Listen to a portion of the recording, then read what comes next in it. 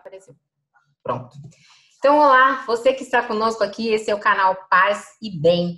E eu sou a Carla Pavão e hoje nós vamos receber com muita alegria o Alessandro Bigueto.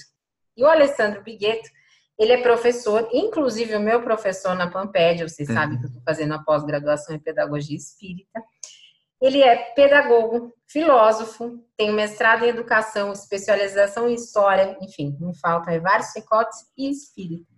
E no dia de hoje, nós vamos conversar, já vou dar a palavra para ele, sobre um tema muito legal. A gente vai conversar sobre Eurípides Barçanufo e o Colégio Allan Kardec. Antes, eu vou fazer aqui um spoiler, tá com ele, a gente não combinou isso, mas ó, esse é o livro do Eurípides, eu li, recomendo, é muito legal, tem muita pesquisa aqui. O Alessandro, acho que escreveu quando ele era bem novinho, porque aqui ele está ainda com o cabelo comprido, como vocês ele tinha 30 anos. Então, assim, é bem legal. Alessandro, prazer ter você aqui. Vamos começar a conversar. Legal, cara. O prazer é meu. Na verdade, é muito bom aí estar com vocês e ter recebido o teu convite para poder falar dessa figura tão encantadora que foi Eurípides Barçanufo. Que legal. Legal. O Alessandro, conta pra gente direitinho aí como é que é a história. Quem foi mesmo Eurípides? Porque ele fica, às vezes, meio apagado na parte mais conservadora do espiritismo, né? Sem dúvida. Na verdade, Eurípides é uma figura que pode ser vista, lida e de várias maneiras, né? E a gente sabe que o espiritismo tradicionalmente faz uma leitura ou faz uma apresentação de Eurípides Barçanufo como um médium, né? Espírita que viveu em Minas Gerais, etc. Então, tradicionalmente se enfatiza muito o aspecto religioso ou mediúnico e menos o aspecto de um Eurípides educador, de um Eurípides até um militante, né? Um militante social, político, etc., em prol da educação em Minas Gerais e tendo uma experiência pedagógica tão encantadora como foi a que ele teve, né? Com uma vocação muito humanista, né? Educacional. Então, meu contato com Eurípides Barçanufo foi muito jovem, ainda na mocidade espírita, na verdade. E quando eu entrei na faculdade de educação, né, de pedagogia, eu fiquei ali me perguntando o que estudar, né? Quando ainda jovem para escolher TCC, sabe? Essa coisa de jovem, escolher o tema e tal. E aí tive uma inspiração para fazer sobre Eurípides Barçanufo. E foi aí que começou o meu trabalho com Eurípides. Então já faz alguns anos, né? E esse trabalho que eu comecei na graduação da faculdade, eu levei depois para o meu mestrado na Unicamp. Então, esse livro que você mostrou aí é fruto de uma pesquisa minha, de uma pesquisa na história da educação na Unicamp, que foi o meu mestrado, né? Num grupo de história mesmo da educação, especializado em história da educação, num grupo, inclusive, marxista, né? De educação que tem lá por objetivo a reconstituição, a recuperação de uma história da educação brasileira e de elementos da história da educação brasileira que ficaram um pouco, às vezes que ficaram um pouco perdidos aí na nossa interpretação da história, né? Então eu entrei para fazer esse trabalho de Eurípides nesse grupo exatamente com essa justificativa, que havia poucos trabalhos na academia brasileira, né, uma pesquisa brasileira sobre colégios espíritas e sobre educadores espíritas. Nós temos um vasto trabalho de educadores católicos, mais protestantes do que espíritas, né, educadores protestantes, educadores de toda sorte, socialistas, enfim, liberais e tal, e nós não tínhamos nada dos educadores espíritas. E aí esse grupo entendeu, e aí eu fiz meu trabalho lá, fazendo uma pesquisa, uma ampla pesquisa em história, indo para Minas Gerais, descobrindo documentos, né? Fui a Belo Horizonte, fui a Sacramento, porque o Eurípides é um educador de Sacramento. Então aí eu fiz uma ampla pesquisa e então baseada todas em documentos históricos.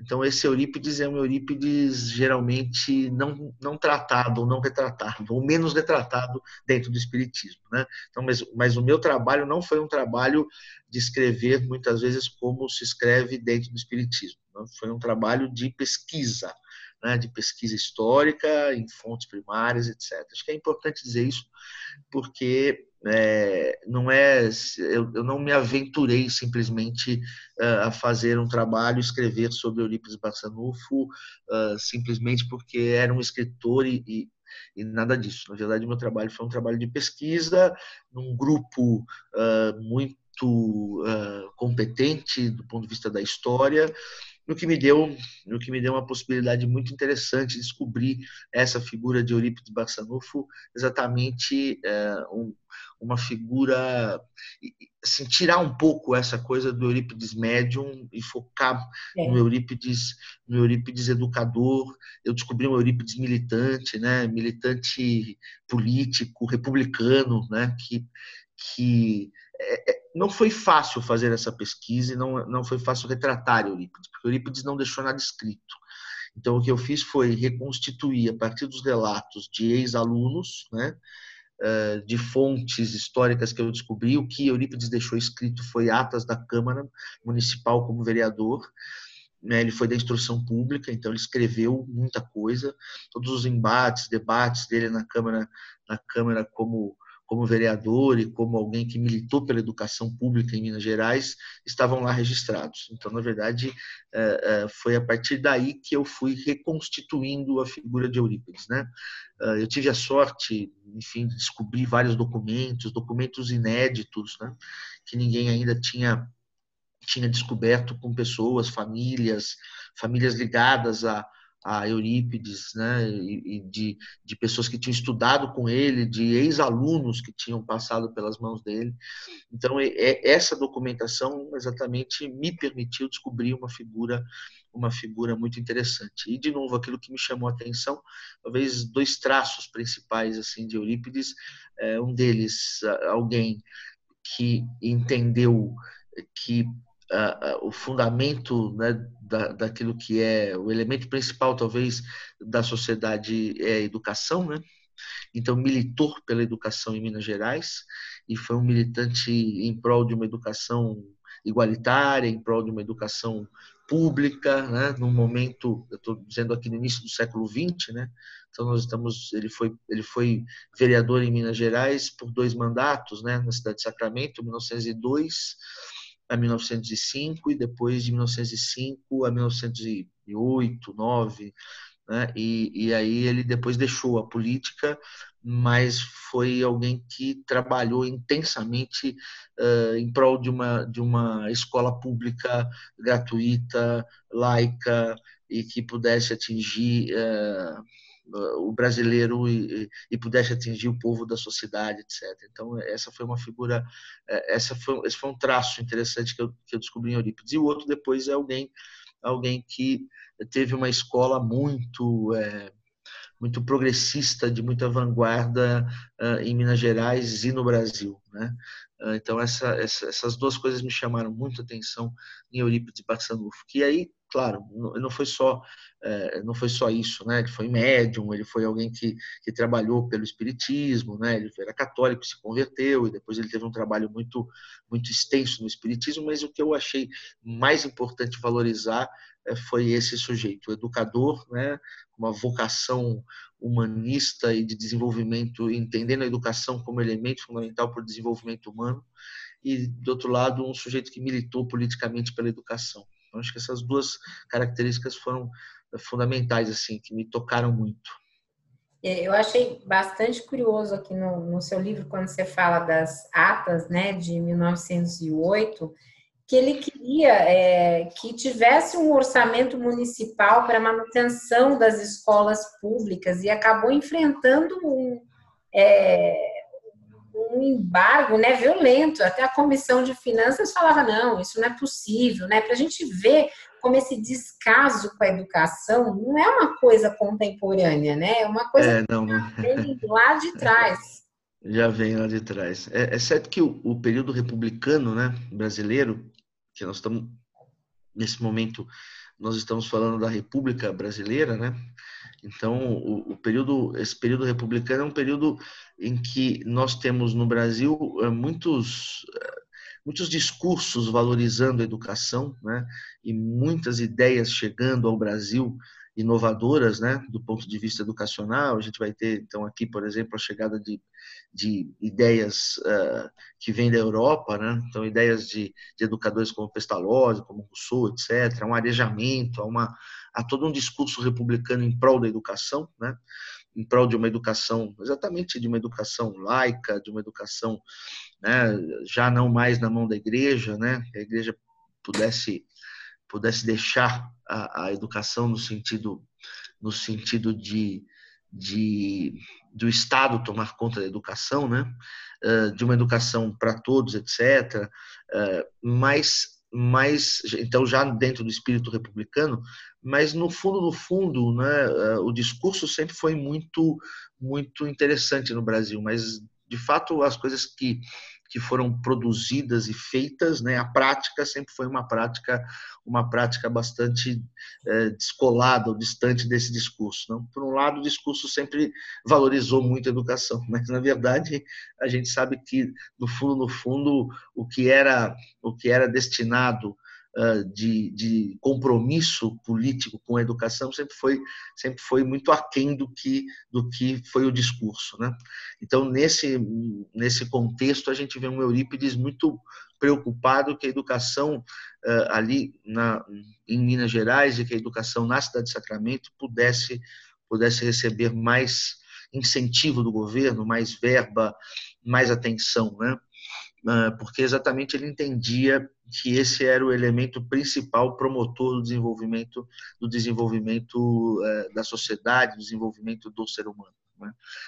Claro que são vários fatores que desenvolvem uma sociedade, mas a educação é o elemento principal. E Eurípides, assim, aquilo que a gente entende do que ele escreveu é que ele percebeu que havia um discurso bem feito, havia um discurso que promovia a educação nas palavras, mas que, de fato, na prática era muito difícil conseguir com que as autoridades políticas se voltassem para a educação como deveriam. Né? Acho que essa foi a percepção dele.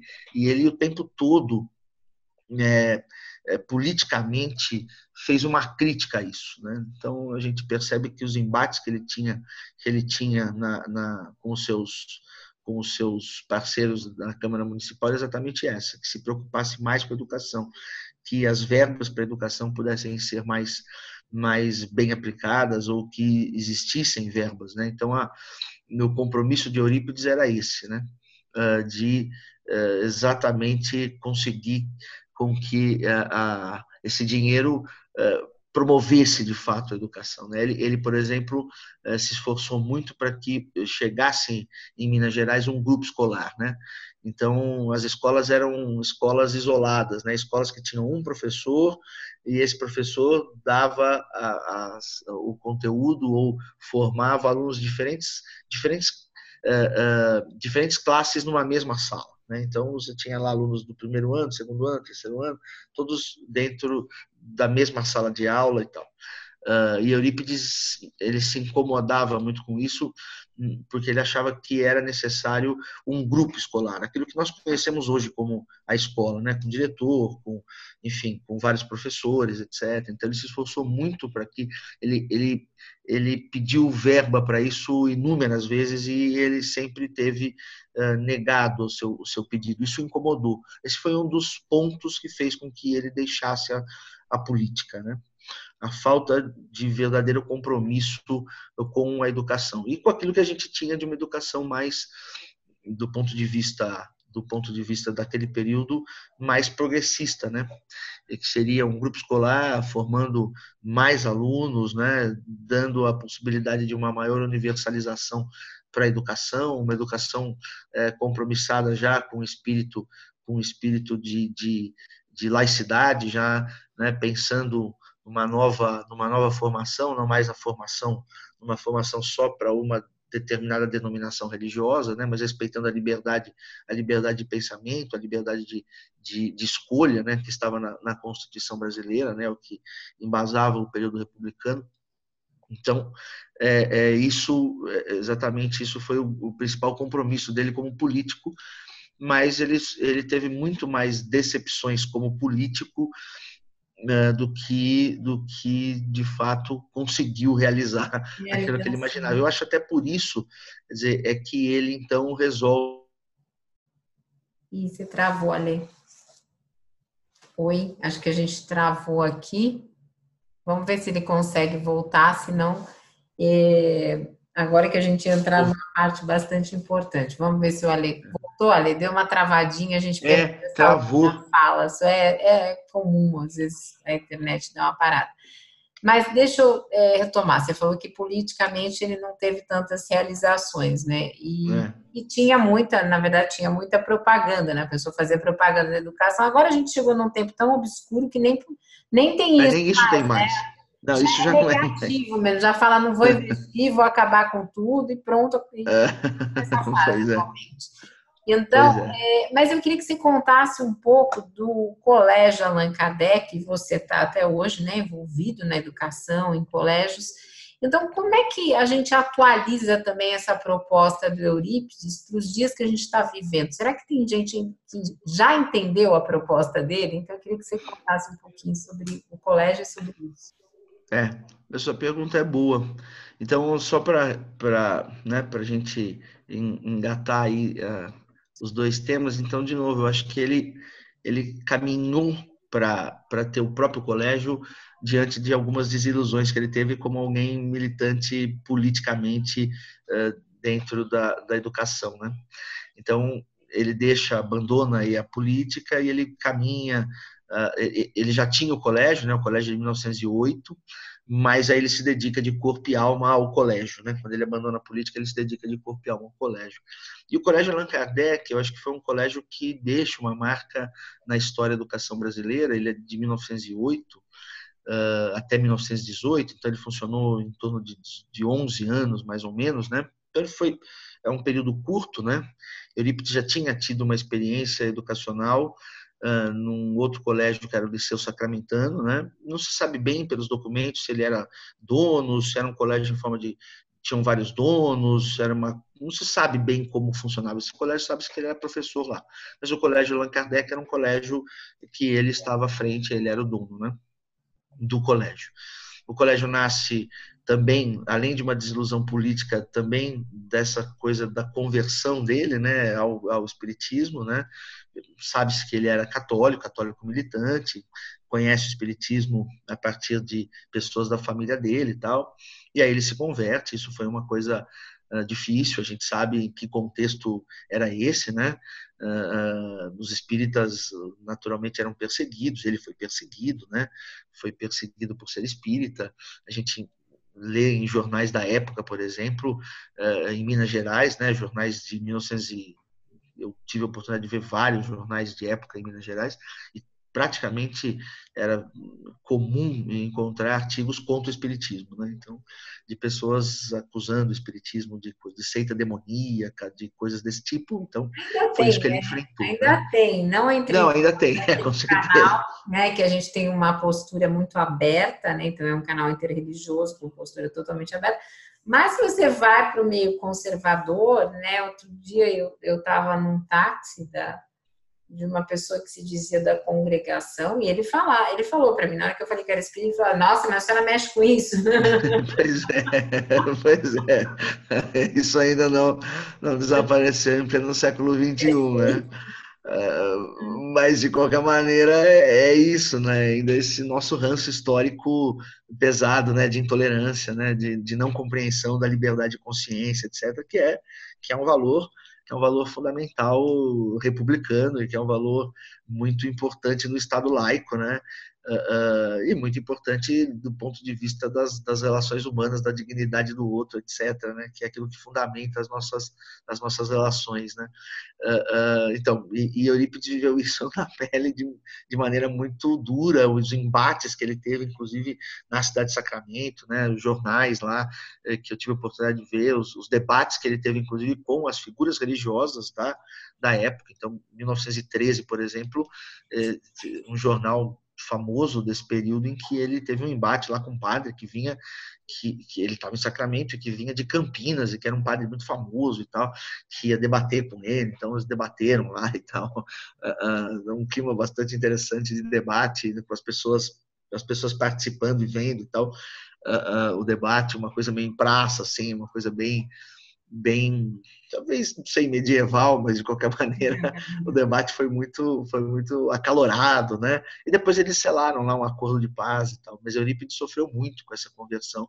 As pessoas não compreendiam, nem a própria família compreendia, né? Não se compreendia uma situação dessa, achava que ele tinha sido acometido por qualquer loucura, etc, né? Então, esse momento foi um momento muito difícil na vida dele, mas quando ele reabre o colégio, e aí ele coloca o nome de Colégio Allan Kardec, né, inspiração de uma mensagem mediúnica que ele recebeu, né, supostamente de Maria e tal, e ele coloca o nome de Allan Kardec, e aí a partir daí o colégio nasce sob um colégio espírita, né? Talvez o primeiro colégio que se assumidamente espírita do Brasil, né? Foi esse, né? Foi o dele. Nós sabemos que no mesmo período tinham outros educadores brasileiros espíritas, como Anália Franco, que era uma mulher que militava também pela educação no Brasil, né? Que militava por uma educação progressista, né?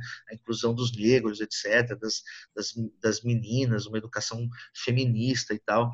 Então, para a gente ver também que muitas vezes o espiritismo é visto aos olhos de alguns como conservador, né? Eu também sofri isso, porque os meus professores na Unicamp diziam, não, mas isso é coisa religiosa, conservadora e tal, não há nenhum progressismo nisso, né? Eu tive muita dificuldade lá, na verdade, uma dificuldade boa, né? Porque isso gerou muito debate entre eu e os meus professores lá da Unicamp, e no sentido de mostrar para eles que não, que o espiritismo não necessariamente era conservador ou era todo conservador, né? Havia um espiritismo progressista e eu tinha um esforço muito grande para mostrar isso, inclusive dentro do espiritismo e a partir da figura de Eurípides, né?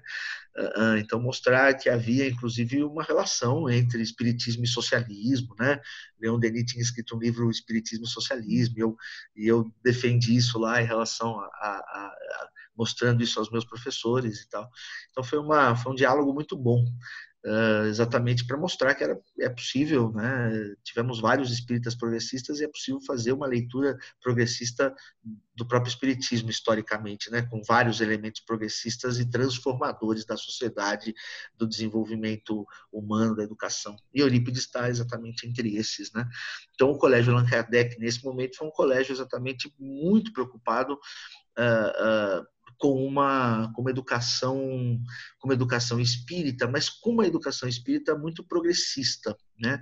Então, alguns elementos nessa minha pesquisa me chamaram muito a atenção e depois eu, ao publicar isso também, chamou a atenção de muitos outros, né? E isso foi, inclusive, motivo de conversa e debate entre eu e os meus professores e os meus colegas lá na Unicamp, né?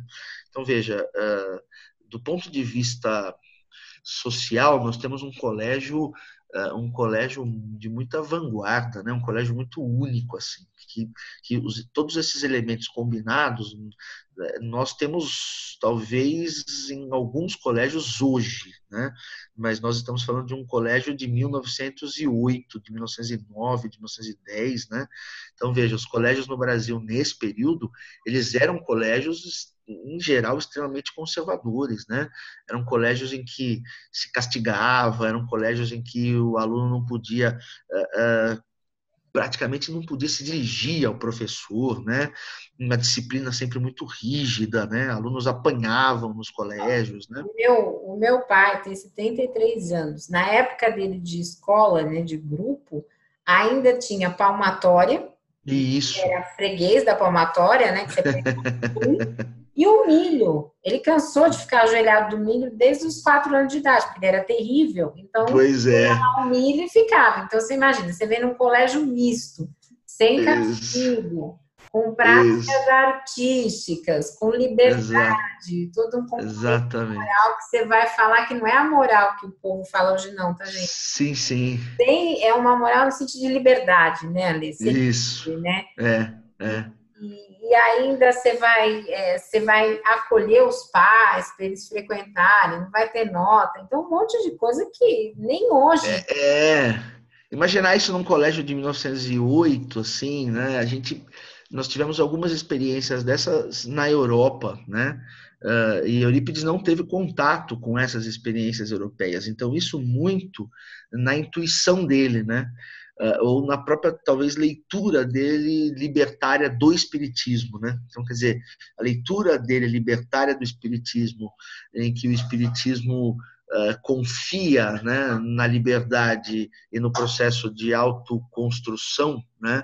Então, acho que esses dois elementos assim filosóficos do espiritismo e éticos do espiritismo talvez conferiram, né, ou deram a possibilidade de ele entender um processo educacional completamente diferente, porque ele não teve contato com esses grandes educadores europeus como Pestalozzi, apesar de Pestalozzi estar no Brasil, né, as ideias de Pestalozzi estavam aqui, vieram para o Brasil, né, com Rousseau, mas ele não conheceu, né, essas figuras, e ele nunca cita essas figuras. Então eu tive a possibilidade de ter contato com a biblioteca dele, então não tinha lá nenhum livro de leitura educacional que mencionasse esses educadores. Então, muito da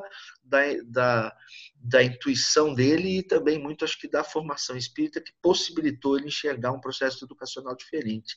Então, veja, isso que você citou, né, para a gente começar a abordar alguns elementos desse colégio, né, para a gente começar a montar um painel assim e começar a colocar algumas questões pedagógicas muito interessantes. Então, veja, era um colégio num momento em que as teorias brasileiras, né, as principais teorias brasileiras falavam do branqueamento da raça, né, porque era um povo muito miscigenado, e nós sabemos que toda essa ideia europeia e brasileira de criar uma raça branca, né, porque isso era um demérito para o povo brasileiro, etc.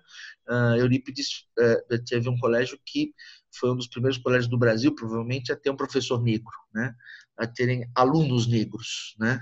Então a gente olha, por exemplo, isso fazia parte do cotidiano da escola e fazia parte, possivelmente, de uma compreensão social bastante progressista que Eurípides tinha, né? Assim como a Anália também teve, né, que pegar só os dois educadores espíritas, claro que outros tiveram também, mas Eurípides, então, a gente vê que um dos alunos que depois se torna professor no colégio, que é o Germano, e eu tive acesso aos documentos que esse Germano, que foi professor e foi aluno, deixou, né? Escreveu em 1919, depois da morte dele. Esse menino foi levado ao colégio de Eurípides porque ele era extremamente peralta, né? Era um menino danado e tal, e ele apanhava muito nos outros colégios, né? E o pai o leva ele até o colégio, porque lá era um colégio que não se batia, né? Não ia apanhar, então o pai leva ele para lá. E era um aluno negro e depois se torna um professor negro no colégio de Eurípides. Tinham vários, a gente observa as fotos, por exemplo, tinham vários alunos negros, né? Então isso não é possível que seja uma mera coincidência, né? Era um pensamento extremamente progressista nesse período, né? Porque, de novo, a maior parte dos discursos brasileiros e das práticas brasileiras era de branqueamento da raça. Então, um outro elemento muito interessante é que você tinha essa questão que hoje a gente chama de diversidade de gênero, né? Mas meninos e meninas na mesma sala de aula, né? Lembrando que nesse período da educação brasileira, a gente tinha colégios de menino e colégios de menina, na maioria das vezes, né? Meninos e meninas não se misturavam, né? Até porque se compreendia que a menina deveria receber um tipo de educação e o menino deveria receber outro tipo de educação. Que As atendesse mulheres... o capital, Oi? né? Que atendesse o capital, né? Então, mulher fala Isso, pouco, é mãe, vai bordar, vai fazer isso, aquela formatação tradicional, né? Não entende exatamente, negócios, né? Então é isso. E isso. o menino era o patriarcado, né? Isso da sociedade patriarcal, né? Da sociedade que entendia a mulher lá, né, quietinha, cuidando da casa, etc., cuidando dos negócios, né, cuidando da família, e o homem cuidando dos negócios e da prosperidade, etc. E o homem pensa e a mulher cuida, né? Quase mais ou menos essa divisão da sociedade patriarcal. E Eurípides rompe com isso, inclusive dentro do colégio, não só meninos e meninas, mas ele tinha uma prática muito interessante, que ele colocava meninos e meninas para debater, em oposição mesmo de debate, o que é uma sutileza muito interessante, porque as meninas, elas não, na maioria das vezes, elas não se dirigiam aos homens, elas não debatiam com homens no espaço público, né? Elas deveriam, na maioria das vezes, aceitar a posição dos homens no espaço público. A mulher não debatia com o homem Saber o seu politicamente. lugar, né? Saber o seu E, lugar. Imagina que você exatamente. formar a fala, que nem eu estou fazendo aqui com você, eu já estava fora da sociedade. Isso, já estava fora. E ele colocava meninos e meninas para debater frente a frente. Então, os relatos da sala de aula, eu tive a oportunidade de ver vários relatos, meninos e meninas debatiam, né? Então, ele pegava um tema e pedia aos garotos estudarem, etc., se prepararem e promovia na sala de aula debate. Veja, aí tem duas coisas muito interessantes, porque além de colocar meninos e meninas para debaterem, ele promovia na sala de aula debate, né? Então ele tinha uma posição de igualdade, né, de igualdade de gênero, e ao mesmo tempo ele tinha uma posição pedagógica muito avançada, porque você imaginar que um colégio, né, em 1908, propunha aos seus alunos debate sobre temáticas e sobre temas, é uma coisa inimaginável, né? Hoje nós temos colégios que propõem debates, né? Ele propunha debates sobre ciência, sobre assuntos contemporâneos, sobre temas daquele momento e tal, sobre vários assuntos, né? Então essa é uma proposta extremamente interessante e avançada, né? O colégio, com uma outra característica muito interessante, ele era gratuito. Então as pessoas que chegassem, vamos dizer, no dia da matrícula primeiro, que tinham o direito de estudar no colégio, mais ou menos assim, entendeu? Então não era um colégio que e ele não privilegiava ninguém. Eles não eram um colégio pago, né? Então não era um colégio que fosse cobrado matrícula. Então todos tinham o direito de estudar lá. O colégio chegou a ter 200 alunos, em torno de 200 alunos, né? Então era um colégio muito procurado na cidade, porque um colégio em Sacramento nesse período com 200 alunos é um colégio para Como é que ele bastante se pessoas. mantia, o Alessandro, como é que ele se mantinha nisso? Então, ele manteve durante muito tempo com o trabalho dele, né? Enquanto ele trabalhou como vereador, etc., né? E depois a comunidade ajudava, né? Ele tinha pessoas, então tinha um rico lá, Frederico Peiró, que era um espírita, que o ajudou na reforma, ajudou a manter o colégio, né? Então ele tinha muita ajuda da comunidade, o que era uma coisa bastante interessante, porque a comunidade participava muito do colégio. A comunidade participava ajudando, e a comunidade participava no dia a dia do colégio mesmo. Então, por exemplo, ele promovia aos finais de cada semestre do ano, ele promovia feiras, né? Ou não sei, não tinha um nome lá preciso, mas ele produzia momentos culturais e literários e de finalização de semestres em que os alunos apresentavam aquilo que eles tinham produzido, aquilo que eles tinham pesquisado, porque o colégio promovia pesquisa mesmo, assim, sabe, de dissecação, inclusive, de animais, né? Ele fazia pesquisas astronômicas, porque ele era um sujeito que amava astronomia, então o colégio tinha astronomia e ele promovia pesquisas astronômicas. Claro que dentro daquilo que era possível um Sim. colégio de 1908. E não tinha Mas ele... nota, né? Oi? Não tinha nota o colégio. Não, era um colégio sem nota, então a avaliação não era por nota, era uma avaliação. A gente não tem, assim, nem tudo dá para precisar como é que ele entendia. Eu fui observando isso a partir dos documentos, dos relatos e tal. Mas era um colégio que a avaliação era feita por uma concepção geral do aluno, né? A gente, sei lá, falaria hoje de uma avaliação mais integral. Ele não entendia que a Integral. nota era elemento aprovador. Então você via descrições sobre os alunos, de como os alunos eram, o que eles tinham aprendido e tal. Então veja, né, é uma coisa absurdamente contemporânea, né? Isso não era uma... Nem hoje a gente consegue isso, né? Se você for falar para alguém, olha, tira a nota, agora só vai ver como ele evolui. Até na Pois é. que é livre, né? As pessoas às Isso, vezes não entendem o conceito. exatamente. Não, mas como Então, assim? imagina. Vai estudar pedagogia espírita para quê? Ah, não tem nota? Ah, não, para que você está fazendo isso? Pois é, a gente tem uma coisa dessa com a nota, né? Ele já promovia um tipo de olhar mais integral para o aluno e um tipo de olhar de uma avaliação mais integral, né? Mais global, né? Um olhar muito diferente, né? Então, por exemplo, nesses finais de semestre, então os alunos apresentavam peças de teatro, os alunos apresentavam suas pesquisas, os alunos faziam debates públicos e a comunidade vinha participar. E muitas vezes ele chamava pessoas da comunidade, então ele chamava, por exemplo, um médico para vir debater com os alunos. Então, os alunos, ele pegava lá um assunto e falava, olha, se preparem para a discussão que vem um médico aqui falar com vocês, né? Então, vocês vão debater com o médico aí sobre os sistemas circulatórios, sei lá. Então, os alunos se preparavam e o médico vinha para o debate. E aí debatia alunos e o médico sobre aquela temática, sabe? Que eles tinham lido e tal. Então, era um ambiente muito interessante, muito estimulante do ponto de vista educacional, das coisas que se fazia, da inteligência, né?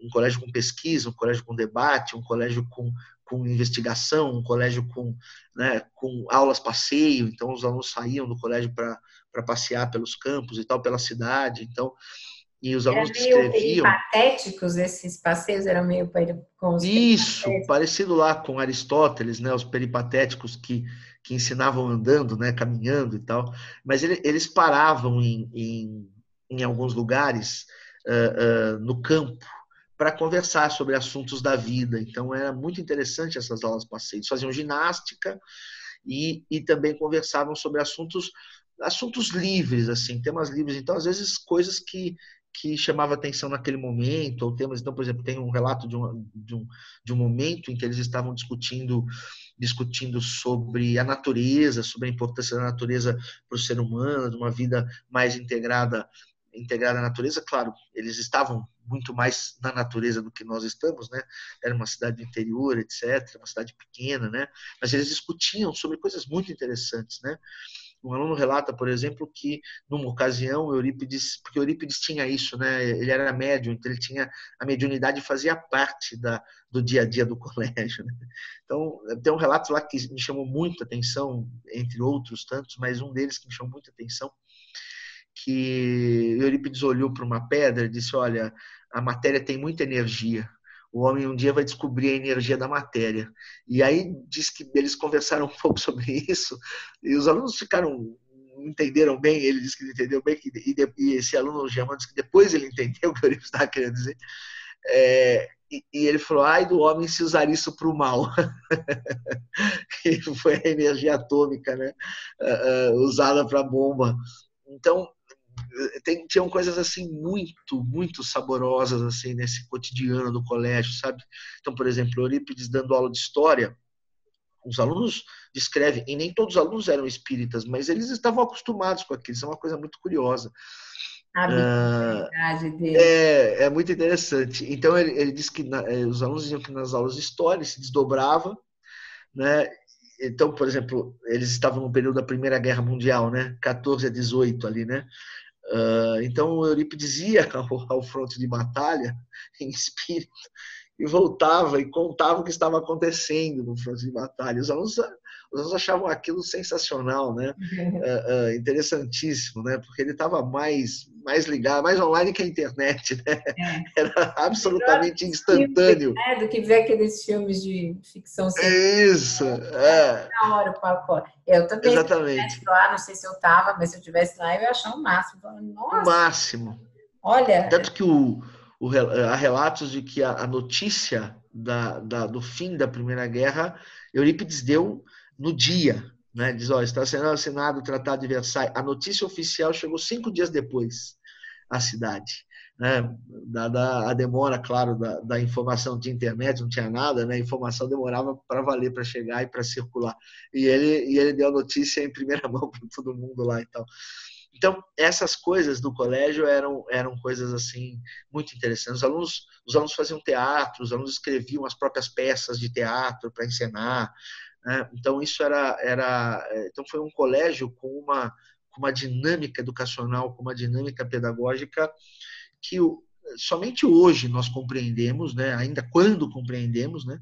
Dizer, algumas experiências no Brasil e no mundo se assemelham a essa experiência hoje, né? Somente no século XXI, final do século XX, é que nós conseguimos compreender experiências como essa. Claro, meninos e meninas na mesma sala de aula, em pé de igualdade, recebendo a mesma informação, nós entendemos já um pouco mais de tempo, né? Mas, por exemplo, essa coisa da aula passeio, né? Da dinâmica do debate, de uma relação afetiva entre o professor e o aluno, isso é uma coisa que nós ainda estamos para entender, né? Ou poucos colégios ainda entendem. Ele tinha uma relação, por exemplo, muito afetiva com os alunos, né? Os alunos descrevem ele como uma figura extremamente amorosa, alguém que estava sempre no meio deles na hora do intervalo, né? Conversando, carinhoso. Isso era muito incomum para a figura de um professor, né? Ainda mais homem, né? Porque se tinha aquela ideia que nós nos referimos há pouco, nessa figura essa ideia meio patriarcal da mulher como cuidadora, né? Então a mulher é uma cuidadora natural, é uma figura de afeto natural. Por isso, inclusive, no Brasil tinha essa ideia de mulheres, que as mulheres naturalmente deveriam ocupar o espaço da educação, principalmente da educação primária, porque eram mães e mães, né, mães afetivas e tal. O homem não era visto como alguém de afeto, né, como alguém de carinho, né? Pelo contrário, na sociedade patriarcal é o princípio de autoridade, né, de força, de rigidez, de colocar ordem e disciplina e tal. Nós carregamos esse fardo na sociedade patriarcal de sermos as figuras que vamos colocar a ordem e tal. E veja, ele era uma figura extremamente doce, extremamente amorosa, né? Então, outros casos assim muito interessantes que os alunos, por exemplo, tinham um ninho de passarinho lá que eles sempre observavam e tal os passarinhos, Eurípides sempre fazia menção aos passarinhos e tal. E os alunos, esse Germano, por exemplo, que era esse que depois se tornou professor, que era negro, então ele e o amigo, eles queriam, o Nestor, eles queriam roubar lá os ovinhos do sabiá de laranjeira, que Eurípides, eles, como nós vamos roubar esses ovinhos e tal, não sei o quê. E eles roubaram, então, um dia lá. E depois foram para a sala, e Eurípides descobriu aquilo, né? Talvez mediunicamente, eu não sei, descobriu e fala para eles, olha, os meus alunos roubaram aí os ovinhos do sabiá de laranjeira. Eu fiquei muito triste com isso. Eu espero que vocês devolvam, né? Porque imagine a mãe deles como vai ficar triste se vocês fossem roubados. Ele estabelece lá um diálogo com os alunos. Psicologia, né? Porque ele falou, imagina se alguém roubasse o pai da mãe de vocês, Isso, né? Ele tinha um trato assim doce e ao mesmo tempo psicológico, e sempre a partir do diálogo. Veja, lidar com os conflitos de sala de aula nesse momento, né? Com esse traço de psicologia, com esse grau de afeto e ao mesmo tempo dialogando, era uma coisa absolutamente incomum. Né? Pensar que os conflitos do dia a dia de uma escola, professor-aluno, etc., fossem tratados com diálogo, essa é uma coisa muito... porque era sempre aquela coisa hierárquica, né? Hierárquico. Ainda é. Eu professor entro em casa, eu sou a professora, eu sou a autoridade, eu mando, você obedece, ponto. Né? Isso, ponto final, né? Então, ele tinha... E com isso, então, a gente vê um outro elemento muito importante para entender esse colégio, que é um pouco essa coisa moral, né? Eurípides, ele não era, quer dizer, ele se preocupava muito com a questão da moralidade, né? Com o desenvolvimento ético, né? Mas sempre a partir do diálogo e a partir do exemplo e a partir do afeto, né? Quer dizer, nós nos desenvolvemos enquanto sujeitos éticos, enquanto sujeitos de virtude. O Eurípides entendia que, primeiro, acho que sendo, se a gente pudesse dizer assim, sendo amado ou sendo amados é que aprendemos a amar, não é? Quer dizer, ninguém aprende a amar quando não é amado, quando não é respeitado em sua dignidade. E isso é um princípio humanista muito, muito bonito, assim, muito profundo. E o Eurípides tinha isso naquilo que tem de mais profundo, assim, nessa relação com os alunos, que todos os alunos, todos, sem nenhum senão, admiravam isso de maneira muito intensa, assim, né? Então, isso é uma coisa. Por outro lado, o diálogo, né? Sempre dialogando muito, nunca castigava. Às vezes ele era firme. Então, e tinha algumas coisas que ele era firme e que era dele, né? Então, por exemplo, os alunos dizem, reclamavam, isso os alunos reclamavam. Dizia, ele queria, quando morria alguém na cidade, ele nos obrigava a ir ao velório. Porque ele achava que era um consolo para o outro, e nós, alunos jovens, a gente não queria ir no velório de maneira nenhuma, queria fugir, e ele nos obrigava a ir ao velório. Então, por exemplo, essas coisas, né, que muito do espírito antigo daquele momento e tal, mas ele entendia que aquilo era uma forma de fazer com que o aluno, o sujeito, exercesse a caridade, fosse uma exercesse... educação para a morte também, né? Também pode ser, né, uma conotação de ver a morte, né? Que aquilo é fim, né? Porque jovem não tem, Isso. às vezes, muito esse parâmetro. Nós somos jovens, nós soubemos disso, né? Muita gente Sim, E a gente vive numa civilização que esconde a morte, né? a gente se A acha gente imortal. esconde. Posso Exatamente. tudo, então talvez fosse uma forma de educar, por exemplo, dizendo, ó, vai acabar uma hora, esse corpo tá aqui, Pois olha para ele e Pois é.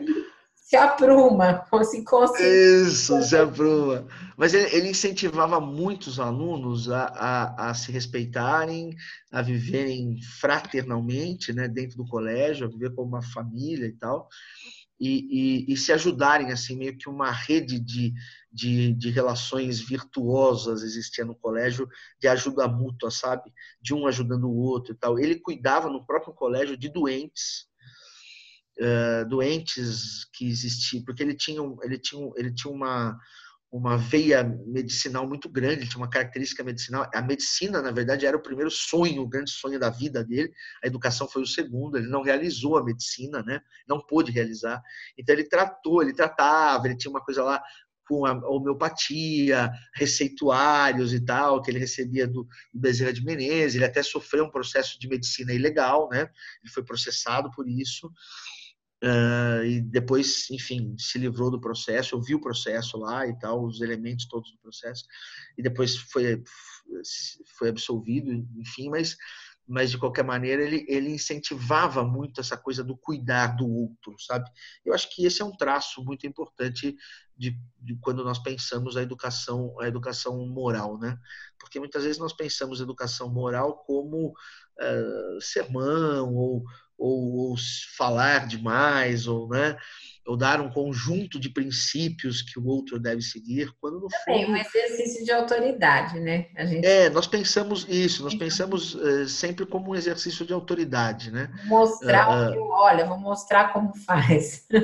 Isso, exatamente. E ele não, ele estimulava muito isso. Então, o colégio tinha um clima de liberdade muito grande, sabe? Inclusive, os portões do colégio ficavam abertos, os alunos, inclusive, fugiam. Né? O Germano, por exemplo, fugiu várias vezes. Ele fugia para brincar na fazenda lá, para correr atrás do porco. Ele cita lá vários momentos que ele fugia. E Eurípides tinha de mandar buscá-lo e tal. Ele se escondia, né, em lugares cada vez mais difíceis e tal. E ele achava muito engraçado como Eurípides sempre descobria onde ele estava, né?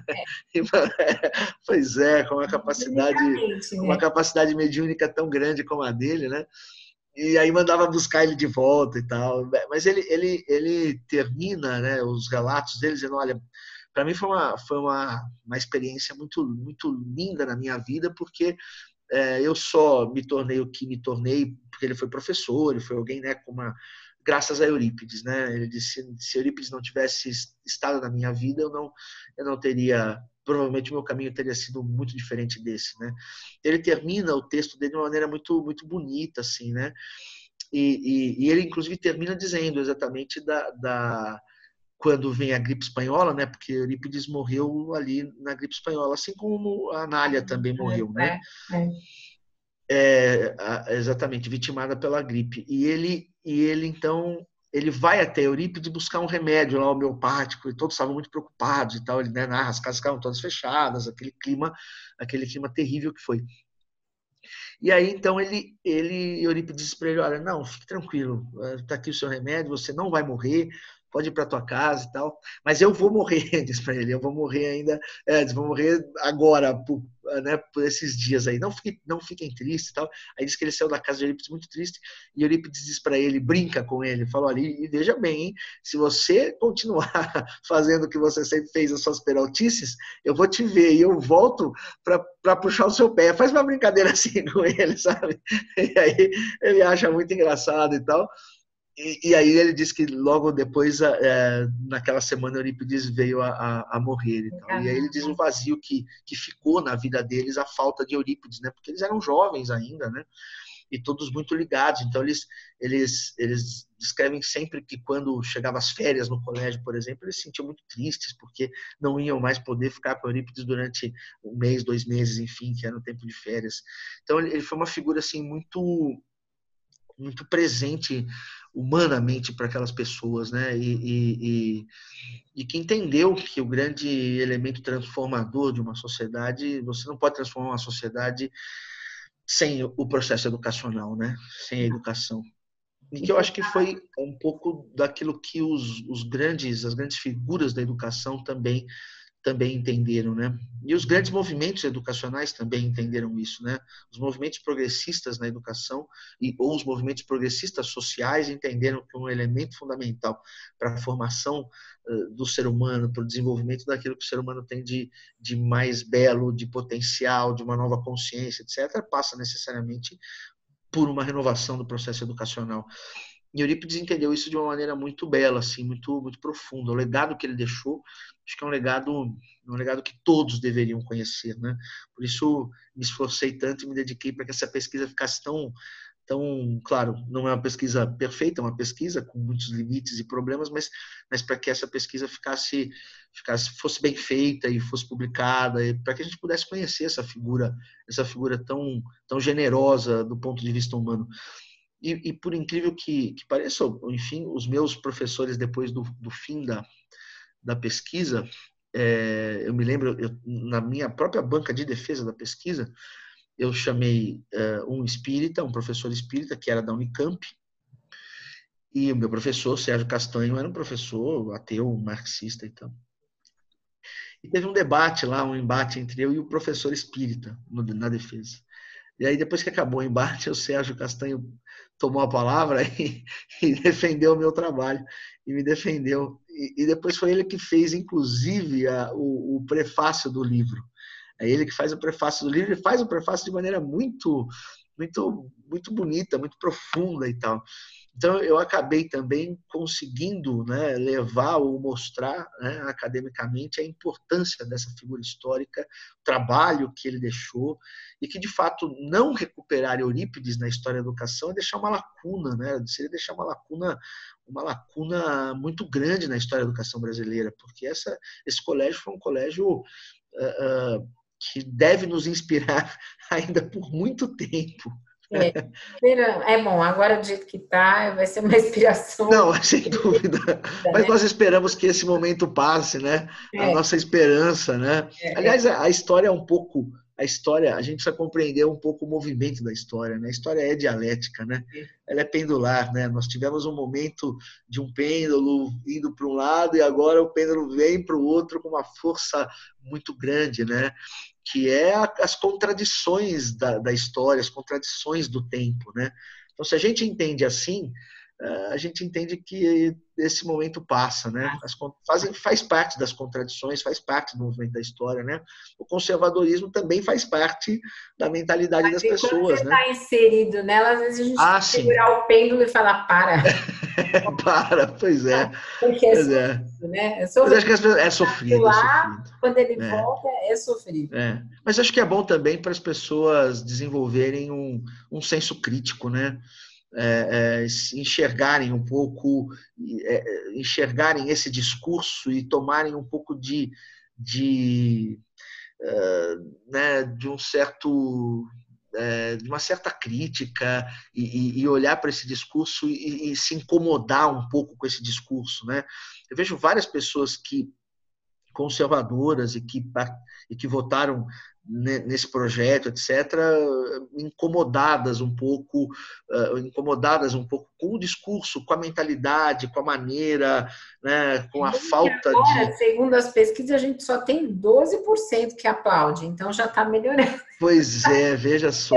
Chegamos em 12, já Essa, é um bom serve caminho. para a gente esclarecer, para mergulhar mais fundo e poder exercer um pouco a crítica. Eu acho que isso é importante, né? Então, Legal. a história, assim, a gente que participa dela precisa, de um lado, compreender e, de outro lado, se esforçar e lutar para que o esclarecimento e a transformação aconteça. Lógico, não é só aceitar, né? Não é um processo de aceitação. Não. Compreender faz parte, né? A gente existe. Mas a gente precisa resistir, claro, e lutar para transformar isso, né? E nada melhor do que conhecer Eurípides para isso também, né? Também, porque lutou, né? Exato. Não, ele lutou, resistiu, combateu, fez, né? Realizou coisas absolutamente interessantes, né? É isso, eu acho que a figura de Eurípides deu essa contribuição aí, muito importante, né? Legal. Nós estamos chegando ao fim, mas antes da gente encerrar, eu queria lembrar você o seguinte: nós estamos falando tanto de educação, o Alessandro falou brevemente sobre socialismo, e tem um curso à distância na Pampédia, que está com o Alessandro e com a Dora, sobre socialismo. Eu ainda estou na parte de Saint-Simon, que é o começo, né? Mas que está muito legal. Então, se vocês tiverem interesse, também tem lá o curso de socialismo. Então, Alessandro, É isso aí. obrigada. Queria te passar a palavra aí para você se despedir. Não, eu que agradeço, acho que foi ótimo, né? Espero que tenha dado a mensagem, as pessoas que nos assistiram tenham gostado, né? E é exatamente isso, e a gente olhar para o Espiritismo como uma forma de renovação, não só espiritual, mas uma forma de renovação também social e das estruturas do mundo, né? Porque nós somos espíritos encarnados no mundo e precisamos trabalhar para esse mundo e para que esse mundo seja melhor, né? É a educação, é a resistência, claro, é a luta, é o esclarecimento, é a tolerância também, que faz parte do processo, né? Mas sempre com um olhar transformador, né? E a educação é um excelente caminho para isso. Legal. Um beijo, se você gostou, curta, compartilhe os nossos vídeos. Sim, Nós claro. nos vemos em breve. Um beijo e obrigada. Obrigada, Beijo, Helena. muito obrigado. Paz e bem, gente.